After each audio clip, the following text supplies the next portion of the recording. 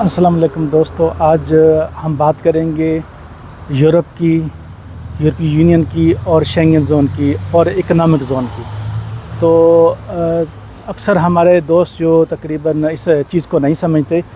تو وہ جب کسی بھی شینگن زون میں آتے ہیں، مثلا اگر کوئی ہنگری کے ورک پرمٹ پہ یا ویزا پہ آ گیا، یا رومانیہ کے یا بلغاریہ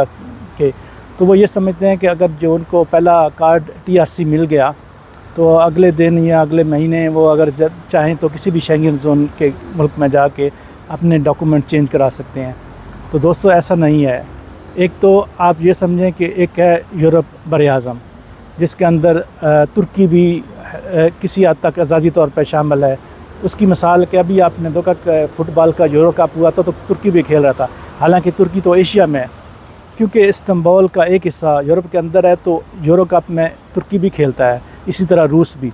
تو ایک تو تقریباً 40 سے زیادہ، 40 اور 50 کے درمیان جو ممالک ہیں، یہ ہے بر اعظم یورپ۔ اچھا، پھر ہے یورپین یونین۔ یورپی یونین سب سے اگر جب ہم شینگن کی بات کرتے ہیں تو مین جو چیز ہے وہ ہے یورپین یونین۔ اس کے اندر جو ہے وہ 26 ممالک ہیں، 26 یا 27۔ تو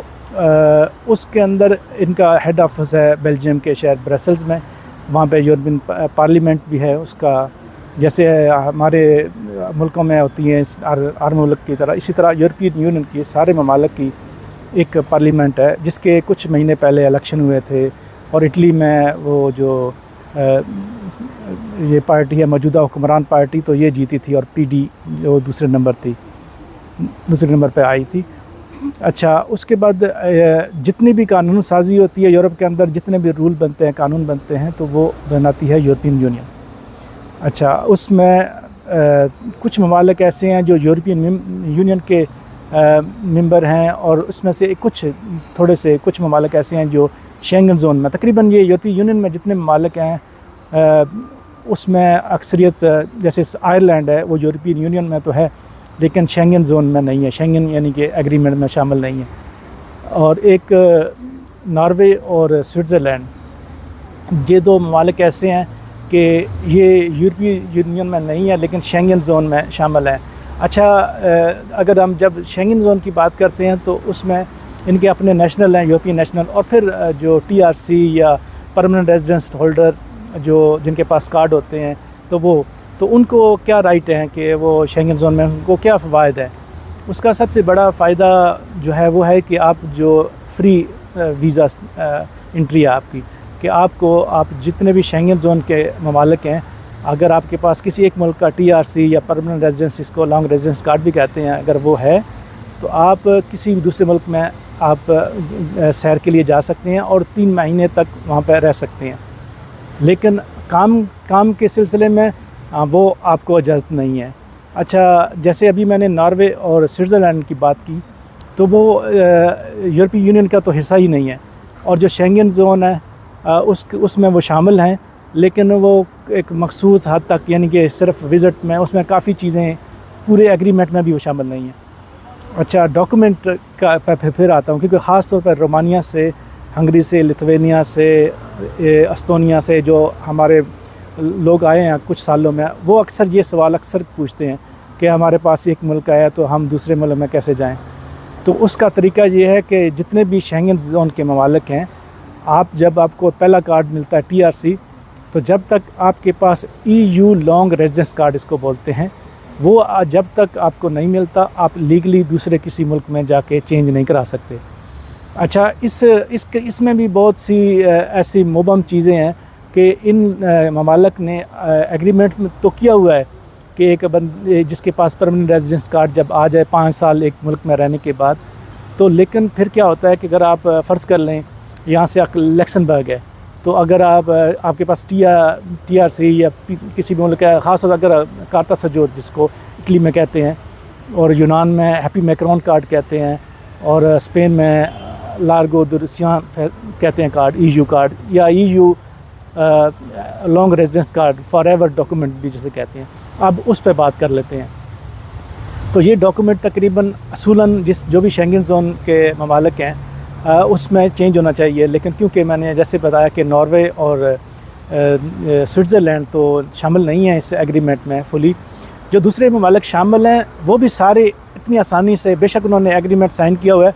لیکن وہ آپ کے ڈاکومنٹ آسانی سے چینج نہیں کرتے، وہ اپنی ضرورت کے مطابق چینج کرتے ہیں۔ اگر ان کو کسی خاص شعبے میں چاہیے ہو تو وہ لے لیتے ہیں اور ڈاکومنٹ چینج کرا لیتے ہیں۔ مثلا اگر آپ کے پاس اٹلی کا، اسپین کا، پرتگال کا، یونان کا وہ لانگ ریزیڈنس کارڈ ہو تو آسٹریا آسانی سے چینج نہیں کرتا، بیلجیم بھی مشکل سے کرتا ہے، ہالینڈ، فرانس، لیکسمبرگ، یہ سارے ممالک حالانکہ ان کو چاہیے لیکن نہیں کرتے۔ اس میں صرف سب سے اچھا جو کنٹری ہے کیونکہ اس میں لیبر کی شارٹیج ہے، تو سوائے جرمنی کے اور کوئی ملک جو ہے اتنی آسانی سے long residence card, EU long residence card وہ آسانی سے چینج نہیں کرتا۔ ایک اور کچھ مہینوں سے ہم دیکھ رہے ہیں کہ اگر فرض کر لیں اٹلی، اسپین یا کہیں بھی آپ کے پاس اگر 5 سال کا کارڈ ہے لیکن ابھی آپ کے پاس وہ فار ایور ڈاکومنٹ نہیں آئے، تو اس کے لیے آپ کیا کر سکتے ہیں کہ جرمنی کو ٹرک اور بس ڈرائیور کی بہت ضرورت ہے۔ اس کے لیے آپ اگر آپ کے پاس آپ نے یورپ سے لائسنس کیا ہو کسی بھی یورپین کنٹری کا، تو پھر آپ کو جرمن جو کمپنی ہے وہ آپ کو ایک ورک پرمٹ ایشو کر دیتی ہیں۔ تو بھی لوگ اب کچھ مثالیں ہمارے پاس آ گئی ہیں اس طرح کی بھی کہ جرمنی نے وہ فار ایور کارڈ سے پہلے ہی آپ کو وہ اس نے دیا، لیکن صرف اس میں بس اور ٹرک میں، کیونکہ ان کے پاس انتہائی شارٹیج ہے تو ان کو کیونکہ مجبوری ہے تو وہ ڈاکومنٹ تو چینج نہیں کرتے لیکن آپ کو ایک نیا ورک پرمٹ دے دیتے۔ اس لیے میں ٹرک اور بس کے لائسنس کے بارے میں اکثر آپ کو کہتا ہوں کہ یہ ہنر یورپ کے اندر آپ ضرور کریں۔ تو اب اچھا، جو شنگن زون اور اکنامک زون میں اس میں بھی تقریباً سوئس ہے، سوئس نہیں آتا، آئس لینڈ، ڈنمارک، ناروے اور کچھ ممالک اس طرح کے ایگریمنٹ میں بھی آتے ہیں۔ تو اب شنگن زون کا کلیئر ہو گیا آپ کو کہ شنگن زون کا ہونے کا مطلب ہرگز یہ نہیں ہے کہ آپ دوسرے کسی بھی ملک شنگن زون میں جا کے اپنے ڈاکومنٹ چینج کرا سکتے ہیں۔ اس کے لیے آپ کو ایک ملک میں 5 سال لیگلی رہنا، اس کے بعد وہاں کا فار ایور کارڈ جس کو EU لانگ ریزیڈنس کارڈ کہتے ہیں وہ لینا ضروری ہے۔ اس کے بعد آپ دوسرے ملک میں جائیں، لیگلی اپنے ڈاکومنٹ چینج کرائیں۔ لیکن اس کا مسئلہ یہ ہوگا کہ جب آپ کا یہ فار ایور کارڈ ہوگا، فرض کر لیں اٹلی کا، تو اگر آپ جرمنی میں جائیں گے تو وہاں آپ پھر نئے سرے سے وہاں کے PR کے لیے یا سٹیزن شپ کے لیے انتظار کریں گے۔ یہ کارڈ وہاں جا کے آپ کو لیگل تو سٹیٹس دلا دے گا